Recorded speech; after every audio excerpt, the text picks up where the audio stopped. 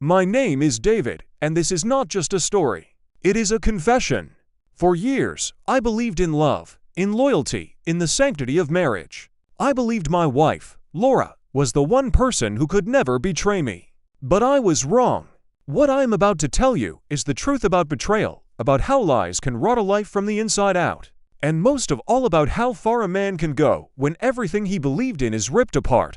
This is not a tale of weakness. It is the story of revenge. At first, it was subtle, so subtle I almost convinced myself it was in my head.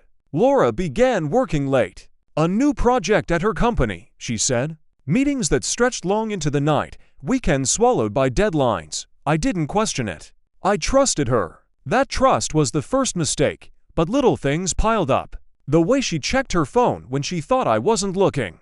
The way she smiled at messages and quickly slid the screen face down on the table. The faint trace of a perfume that wasn't hers lingering on her coat when she came home. One night, I woke at 2 a.m. to find her gone from our bed. I walked quietly to the living room. There she was, whispering into her phone.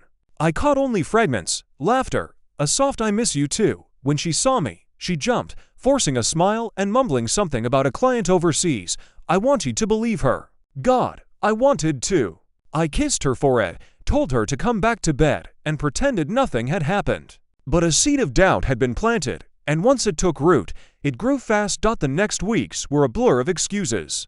Business trips, girls' nights out, a sudden interest in going to the gym, something she'd never cared for in the past. She was slipping away from me, inch by inch, and I was too blind to stop it. Then came the night that changed everything. She told me she'd be working late again.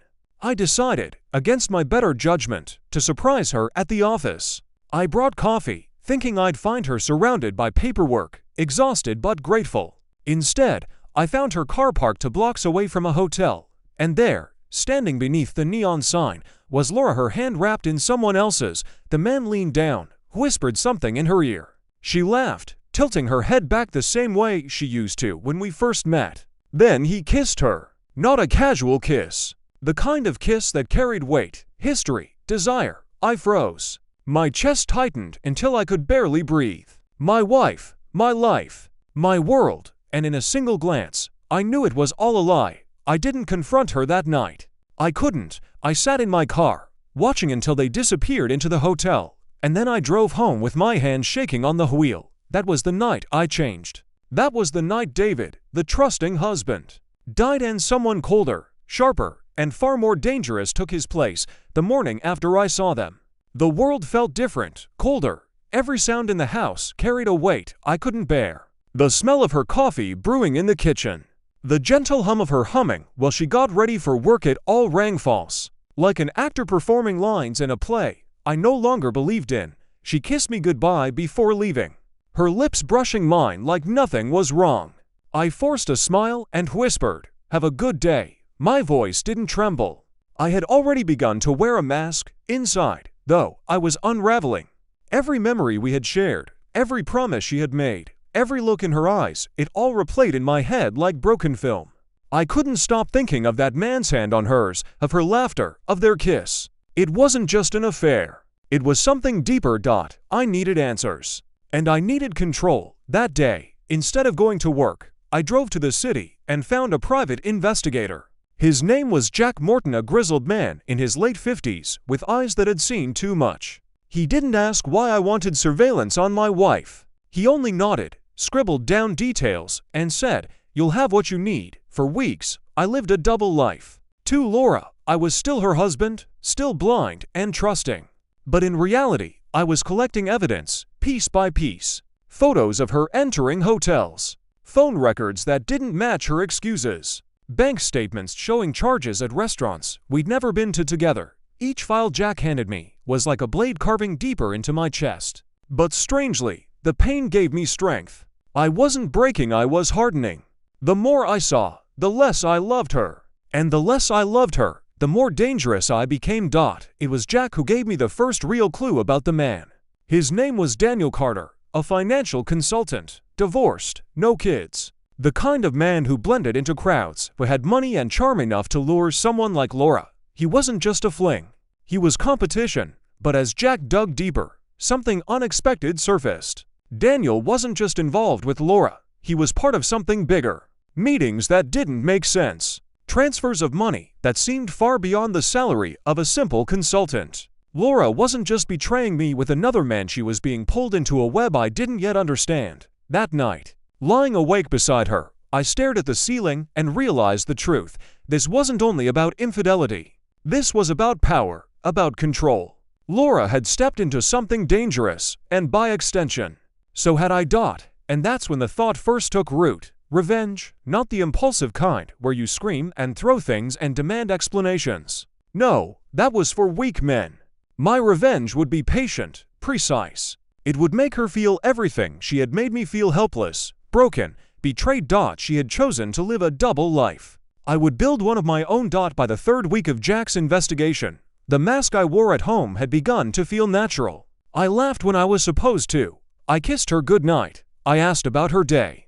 To Laura, nothing had changed. But in my mind, I was watching her from a distance, like an actress on stage. Every gesture, every word she spoke, I analyzed with surgical precision. She thought she was clever. She thought she could come home late with flimsy excuses, smell faintly of another man's cologne, and that I would be too blind to notice. She underestimated me. The first real slip came on a Tuesday evening. She claimed she was working late, yet when I called her office, the receptionist told me she'd left hours ago. By the time she walked through the door at 9:45, smiling with that fabricated exhaustion, I was ready. How was work? I asked casually, handing her a glass of wine. She sighed, dropped her purse, and muttered, exhausting. We had to finish a client proposal, a lie, smooth as silk. She didn't even flinch. But I did. Not outwardly, not visibly. Inside, a storm was brewing. I studied her as she sipped the wine. There was a spark in her eyes, a secret joy. Not the tired look of a woman who'd been grinding away at spreadsheets, but the glow of someone who had tasted passion. I smiled back at her, and for the first time, I realized how dangerous my silence had become. The next day, Jack handed me a manila envelope. Inside were photographs. Grainy, taken from a distance, but damning. Laura and Daniel entering a hotel. Laura and Daniel sharing dinner by candlelight. Laura and Daniel holding hands like high school sweethearts, but one picture stood out from the rest. It was of them sitting in his car, her head resting on his shoulder. She looked happy, happier than she had looked with me in years, and that, more than anything else, lit the fuse inside me. She hadn't just betrayed me physically, she had stolen the happiness that was supposed to be ours. That night, while she showered, I slipped into her phone. I knew the passcode, it hadn't changed in years. My hands didn't even shake as I scrolled through her messages. And there it was, a thread with Daniel. I can't wait to see you again. Last night was perfect. He doesn't suspect a thing. My jaw clenched so hard I thought my teeth might crack. I wanted to confront her right then. Drag her out of the shower, shove the phone in her face, scream at her until the truth shattered. But I didn't, because rage is loud and revenge is silent. Instead, I copied the messages, emailed them to myself, and returned the phone exactly as I had found it. When she came out of the bathroom wrapped in a towel, she smiled at me, and I smiled back, hiding the hurricane that was building inside. That night, as she slept, I lay awake and whispered to myself, "You will pay for this, Laura, but not with shouting, not with divorce papers. You will pay with the one thing you love most, control." And for the first time in weeks, I fell asleep with a sense of calm. Because now, the game had truly begun. For a long time I'd imagined revenge as a single dramatic act, a confrontation, a scream, a scene that would leave no doubt. But real revenge, I learned, isn't a shout. It's a series of quiet, relentless moves. It's chess, not AFISTFIGHT. I started small. First, I organized the evidence. Jack had been good at getting photos. I cataloged every file, every timestamp, every receipt that didn't match the life we purported to lead. I printed copies, labeled them, made backups. If anyone tried to claim fabrication later, I wanted the facts to be so tidy they could not be argued away. Next, I tested her boundaries. Not to humiliate her, not yet, but to see how careless she was when she believed she was safe. I began to let things slip in conversation that would make her check her phone, mention a rumored promotion, a fictional business client, a casual reference to the idea of moving forward. Her reactions were telling. Sometimes she bristled. Other times she smiled with the practiced calm of someone who could hide anything behind a polite laugh. I watched everything. Then I turned to her crowd. People are a woman's mirror. They reflect the choices she makes. Laura's friends were polite, protective, quick with excuses. But friendships have weak spots, whispered doubts, awkward pauses, an offhand comment that gnaws at an ally's certainty. I didn't lie to them. I didn't need to. I began planting questions. Did you know Laura's been working strange hours? Has anyone else seen her leaving that hotel? The questions multiplied. Friends who had once accepted her stories began to squint at the edges. One night, I arranged a dinner party. Nothing dramatic, just a small gathering with people we trusted, to colleagues from my firm, an old friend of Laura's, and Daniel's name never mentioned, never needed. The point was the stage. Over dessert, I steered conversation toward loyalty and truth, toward small betrayals and how they look when viewed from a neighbor's porch. I didn't accuse. I only invited them to observe. Faces shifted. Glasses clinked.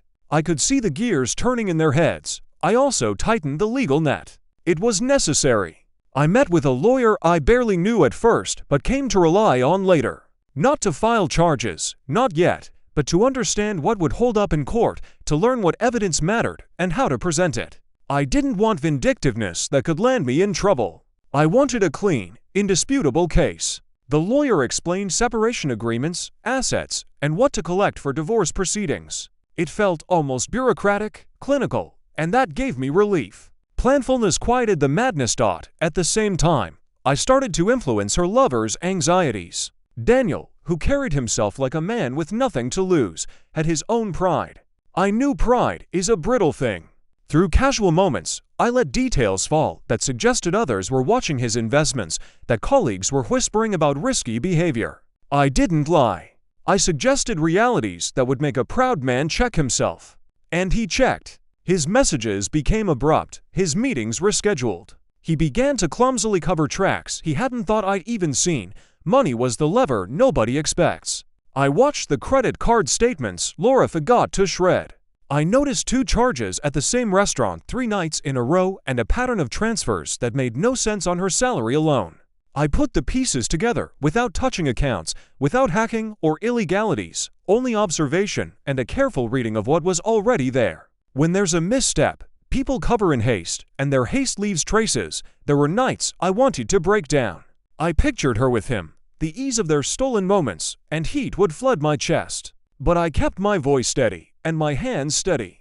Patience was my weapon now. Then I staged the small reveal. Not a public shaming, not yet. I wanted to see how she reacted when she felt the world narrow. I invited her closest friend, the one who had always stood by her side, over for tea. I left the room and asked him to watch, not to imitate, but to notice. When he saw a missed call on her phone from a number labeled only D, when he noticed a faint lipstick on a wine glass I'd left in the sink overnight, his face shifted. He was quiet afterward.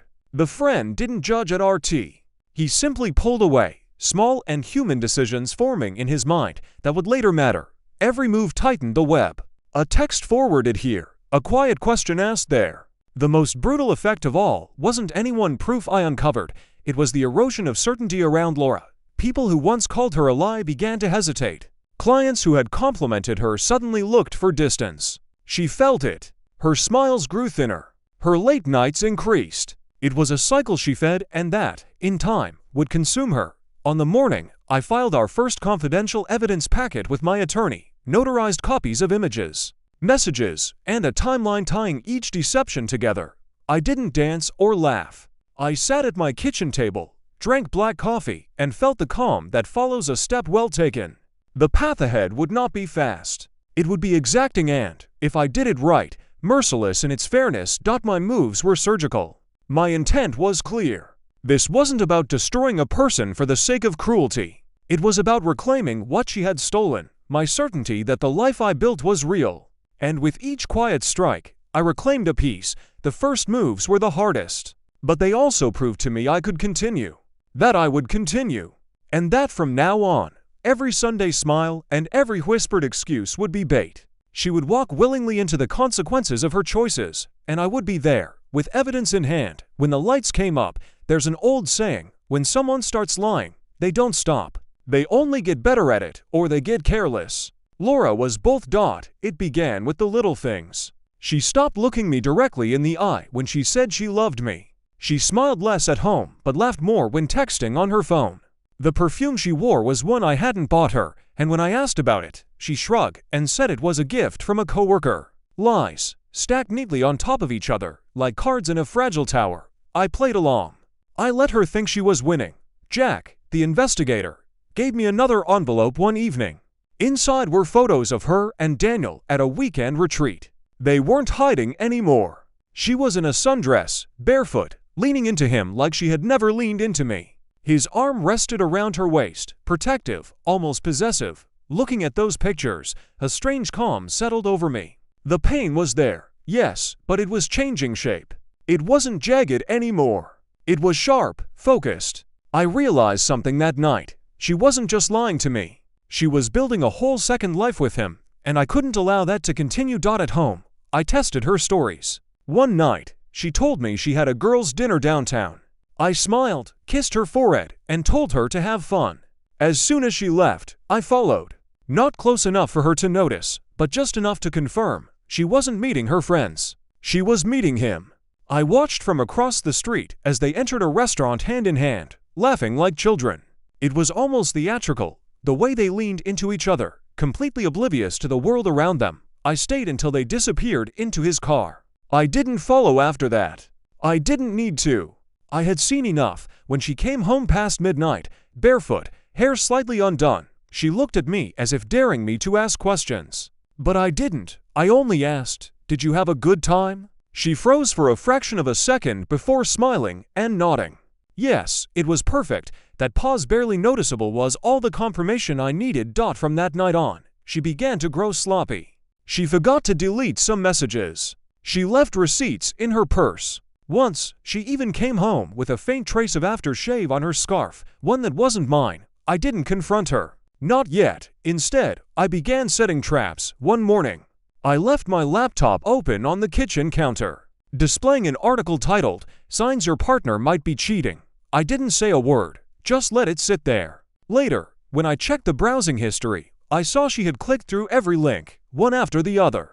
Paranoia had begun to creep in. Another time, I mentioned casually that a colleague of mine had hired a private investigator to catch his unfaithful wife. Laura's face drained of color. She laughed nervously, changed the subject, but her fingers tapped anxiously against her wineglass the rest of the night. These weren't confrontations. They were nudges. Reminders that the walls around her were not as solid as she thought. But the real turning point came when I caught her in a lie so bold, so careless, that it nearly broke my restraint. She told me she was flying to Chicago for a work seminar. She packed a suitcase, kissed me goodbye at the airport, and promised to call when she landed.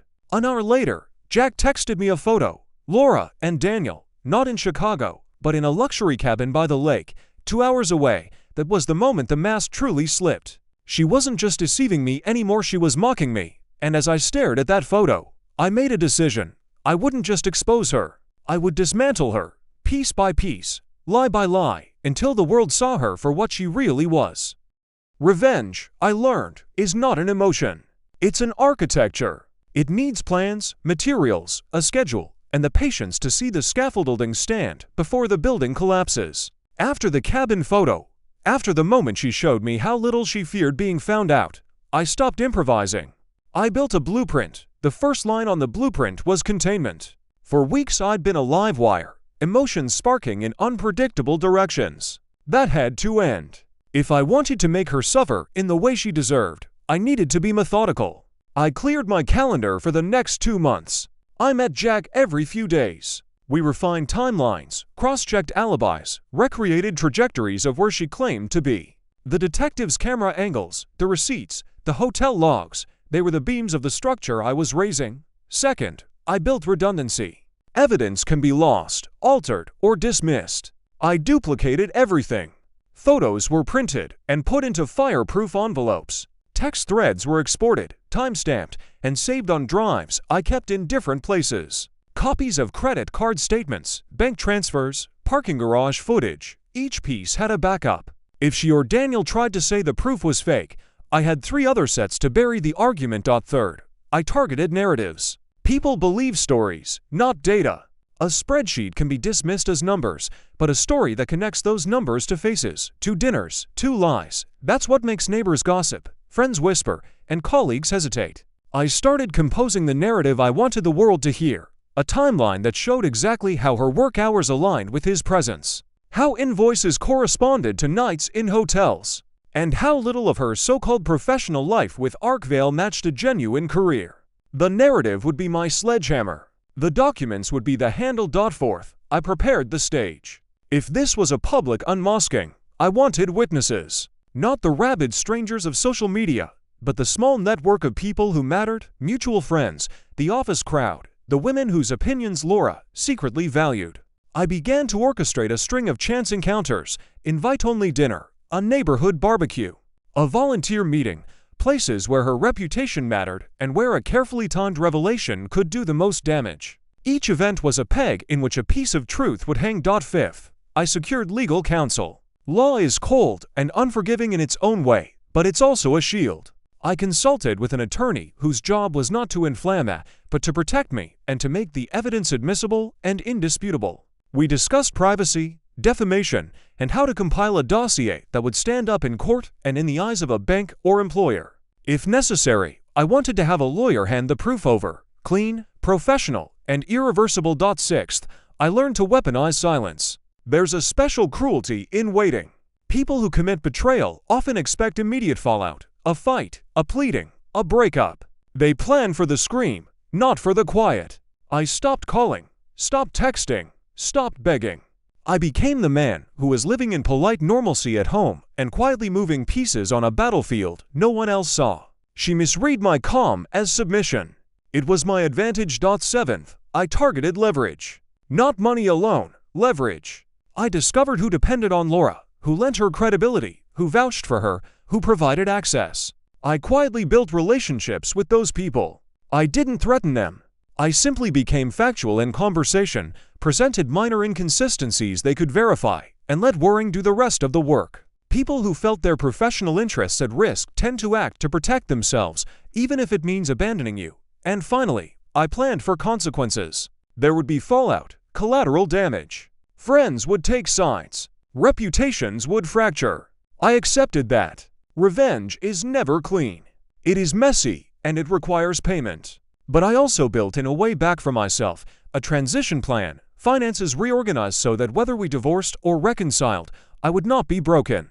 That was practical cruelty, ensuring my life beyond her ruin remained intact. One night, after hours of mapping and copying and cataloging, I sat at my kitchen table with the folder of evidence spread like the blueprints of a demolished life. I felt something I hadn't felt since before all of this, a cold, steady certainty. The plan was not about revenge for spectacle. It was about accountability, making sure the world she'd lied to could see the truth and decide for itself. I folded the blueprints back into a thin stack, locked them away, and walked to the bedroom like the man who used to fall asleep with the television on and her hand in his. That man existed still, as a mask. Underneath was the architect of her undoing. I knew the next weeks would be the hardest. They would require patience sharper than a knife, but patience, when wielded correctly, cuts deeper than passion ever could.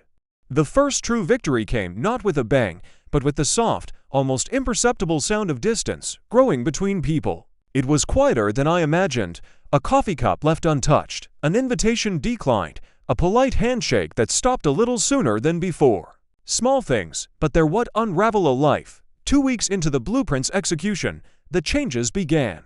Laura's circle started to shift on its own. The friend who once picked up every call began answering with evasive, clipped replies. A client who had always treated her with deferential emails suddenly requested a meeting to align on deliverables, the corporate phrase for a clean separation. People began to hedge. People who had once seen her as steady and reliable now hesitated before recommending her. Reputation, once a warm blanket, had become a thin veil easily lifted. I watched it all like a surgeon. I didn't gloat. I cataloged. Each whispered doubt, each canceled lunch, each awkward glance was another item checked off on a list. The detective fed me new snapshots, Daniel's impatience caught on a recorded call, a late-night text that read too much like a threat, the faint echo of a name that didn't belong to our household. I filed them, labeled them, duplicated them. The web tightened. Then came the moment I'd been waiting for, a direct fracture. Laura's closest friend, Megan, pulled her aside at a charity event and whispered a question I had planted with a casual acquaintance the week before. Megan's voice went small. Laura's smile faltered. For the first time in months, she lost control of her facade. I saw the microsecond of panic, the quick swallow, the blink that denied the practiced composure. It was enough. That same evening, a former work partner of mine bumped into Daniel at a morning networking breakfast and, offhandedly, mentioned how odd it was for consultants to be at luxury retreats during Q3 budget freezes. Daniel, who thrived on being slick and unflappable, blinked. He lied. The lie was tiny, but lies make sound when they break, and his did. People who once ate at the same table now leaned away. Pressure works like water through cracked stone. Where there are fissures, it finds a way in. Laura's late nights turned into longer silences at home. She fumbled at her phone more often, checking messages with an anxiety that had nothing to do with work. I could see the weight of the waiting, other people's whispers, the feeling of being watched by the very social fabric she'd relied upon. Then the first domino fell in public. I didn't orchestrate it in a sensational way.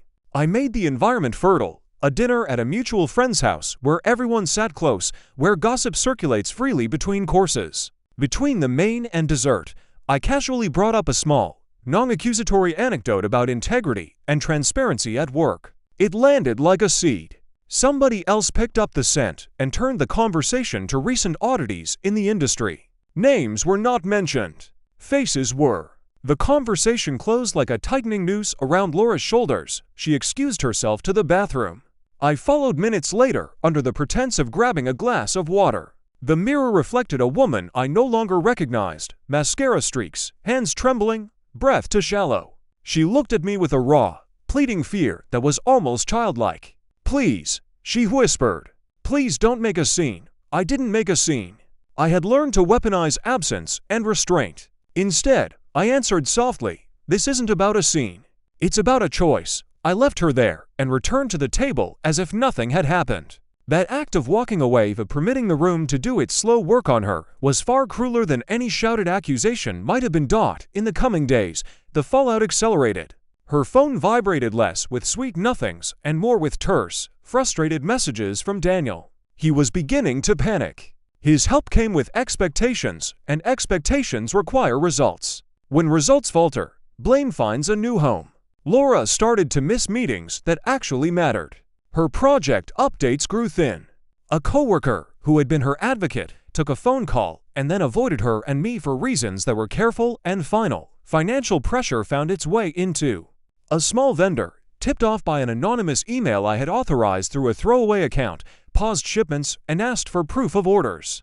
Documents that once quietly cleared now required signatures that Laura could not produce immediately. The little cracks blossomed into administrative delays, then into late fees, then into questions that had to be answered in boardrooms. I watched her fracture beneath all that weight. She tried to regain composure with frantic gestures, apologies, half-truths, offers to make amends. But public trust is not something you mend with a private plea. It's a ledger, debits of doubt, credits of consistency. Her ledger had been emptied by choices, and I was merely showing the totals. Every night I placed more evidence into the legal folder, timestamps, receipts, witness notes. I was careful, almost tender, about how I compiled it. It had to be undeniable. It had to feel inevitable when disclosed, as if the world itself could no longer pretend. When Daniel finally called her in anger, furious that the veneer of success was cracking under scrutiny, she broke in front of him. The call ended with him hanging up, his voice raw, his pride wounded. They both made mistakes then, reckless messages, threats typed and unsent, a desperate attempt to patch what was already irreparably torn. By the time the week ended, the ripple had become a wave. Friends asked questions, colleagues paused partnerships, and Laura wore the exhausted look of someone caught in a storm she helped create. She began to implode inwardly. The confident woman who once glided through rooms with ease now moved like someone trying to navigate quicksand. I did not dance on those ruins. Instead, I locked the folder, made one more backup, and sat with a cup of coffee while the sun rose. Revenge, I realized, had a cadence. It needed rhythm, patience, and a cold hand steady enough to keep time. The unraveling had started. The next moves would be louder, and I expected them to be final. The first real scream did not come from my mouth, it came from hers. It was late on a Thursday night when I heard it, a raw, guttural sound from the living room. I walked in to find Laura on the floor, phone in her hand, face drained of all color. Daniel had sent her a message, short, brutal, final, "We're done. Don't contact me again." That was it. No explanation, no warmth, no goodbye. Just a digital execution. She collapsed, sobbing into her hands. I stood there, watching, silent. To her, I was still the unsuspecting husband. To me, she was a ghost unraveling before my eyes. I didn't touch her. I didn't comfort her. I simply asked, softly, "Are you okay?" Her head shot up, eyes red, tears streaking her face. "It's just work stress," she croaked, clinging to the same lie she had used for months. Even in her most fragile moment, she couldn't give me the truth. That was her instinct, deceit, until the very end. The next morning, she didn't get out of bed. She called in sick, though I knew the truth. Her world was collapsing. Daniel was gone, her reputation was cracking, and the whispers around her life had become thunder. At work, the storm only grew. An anonymous leak, another carefully placed file from my folder, made its way into the inboxes of 2 board members. Nothing explosive, just enough to spark suspicion. Screenshots of text messages that hinted at conflicts of interest. At consultations conducted off the books. When she walked into the office that day, people didn't greet her with smiles. They greeted her with silence. The kind of silence that weighs more than words. That evening, she confronted me for the first time. "Have you noticed people acting strange?" she asked, her voice trembling as she poured a glass of wine with shaking hands. I tilted my head, pretending to think. "Strange? No. Why do you ask?" Her eyes darted away. She couldn't bring herself to accuse me directly. Not yet, but the breaking point came 2 nights later. We were at a dinner with old friends, couples we'd known for years. The kind of evening filled with laughter, clinking glasses, and subtle gossip. Halfway through, someone casually mentioned Daniel's name. It wasn't an accusation, not even a direct statement. Just a sly remark about how some people mix business with pleasure a little too easily. Laura froze. Her fork clattered against her plate. The entire table noticed. I leaned back, watching the color drain from her face. She forced a laugh, tried to change the subject, but the damage was done. Eyes lingered too long. Smiles became polite masks. She excused herself to the bathroom and didn't return for 20 minutes. When she finally came back, her makeup was smeared, her composure shattered. That night, she broke. She stood in our bedroom, shaking, and finally screamed at me. Do you know what I've done?" I looked at her, stone-faced. "What are you talking about?" Her hands trembled as she gripped the dresser. "Don't play with me, Jack. I know you've seen something. I can feel it. People are talking. Things are happening. This isn't random." I stayed calm. "Laura, if you have something to confess, I'm listening." Her eyes widened in terror. For a moment, I thought she would spill everything, that the truth would finally claw its way out of her. But then, she swallowed it back down. She shook her head violently. "No, it's nothing. Forget I said anything." And just like that, the last remnants of her mask cracked. She wasn't my wife anymore. She was a cornered animal, pacing inside a cage she had built with her own hands. That night, as she cried herself to sleep, I stared at the ceiling and felt a calm satisfaction settle into my bones. She was breaking, piece by piece, exactly as I had planned. By now, I no longer cared about subtlety. I had enough evidence, enough leverage, enough control. But more importantly, I had patience. And patience was the sharpest blade of all. It started with little things. At breakfast, I'd casually mention the hotel she thought I didn't know about. "Funny thing," I'd say, sipping my coffee. "I passed by the Blue Lantern downtown yesterday. Place looked busy." Her spoon would stop mid-air, her hand trembling ever so slightly, before she forced herself to smile and change the subject. Or at night, I'd bring up Daniel, never directly, never accusing, just enough to pierce her nerves. I'd murmur, staring at the ceiling. "I read about a lawyer named Daniel Peterson. Successful guy, but not the kind to stay loyal." The silence that followed was deafening. Every word I spoke was a test. Every silence was a trap. One evening, I came home earlier than usual. She didn't hear me at first. I found her in the study, frantically deleting emails, her face pale under the glow of the screen. She nearly jumped out of her skin when she saw me. "Everything okay?" I asked smoothly, dropping my keys on the counter. She stammered, "Yes, just cleaning up some old files." I walked behind her, placed a hand on her shoulder, and whispered, "Make sure you don't erase anything important. You never know when the past comes back." She froze. Her breathing hitched. I didn't elaborate. I didn't need to. But the moment I truly saw the fear bloom in her eyes came at dinner the next weekend. We were sitting across from each other, candlelight flickering between us. She was quiet, pushing food around her plate. I let the silence linger until it became unbearable, then leaned in, my voice low, deliberate. "Laura, do you ever wonder what it feels like to be caught?" Her fork clattered against the porcelain. Her eyes locked onto mine, wide, unblinking. I smiled faintly, as if it were nothing more than a philosophical question. "I mean, we all keep secrets, don't we? And sooner or later, secrets have a way of clawing their way out." She didn't answer. Couldn't. Her face was pale, her lips trembling. She excused herself a moment later, retreating to the bathroom, where I heard her muffled sobs through the door. That night, she barely slept.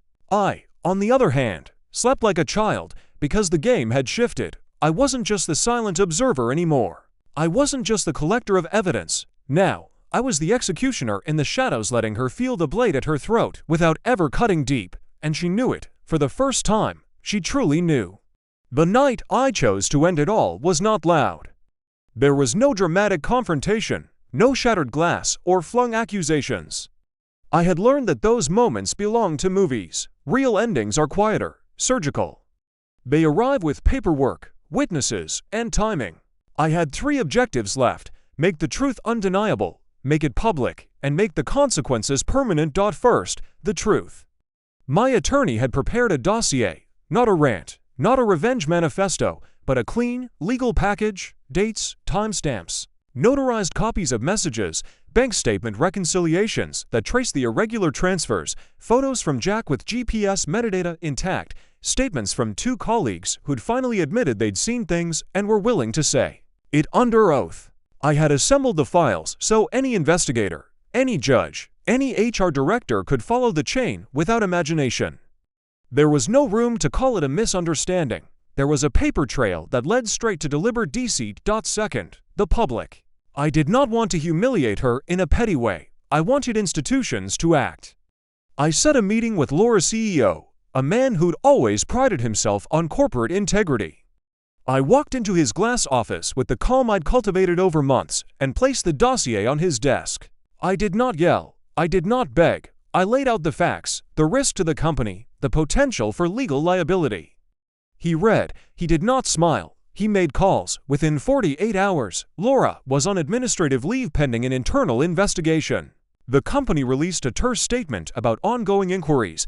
Then I called the journalist I'd cultivated weeks earlier, the same one who covered the industry and had the appetite for a quiet scandal buried in boardroom politics. I handed him a sealed copy of the dossier and an embargoed date. The story ran 2 days after the company's internal notice. The headline was clinical: senior staff under review amidst allegations of misconduct. In the space between the company's action and the press release, I watched the social fallout work like a simple, cruel machine. Friends who once defended her took careful distance. Clients who had trusted her schedules began to ask for audits. The local forum where we volunteered quietly rescinded her access.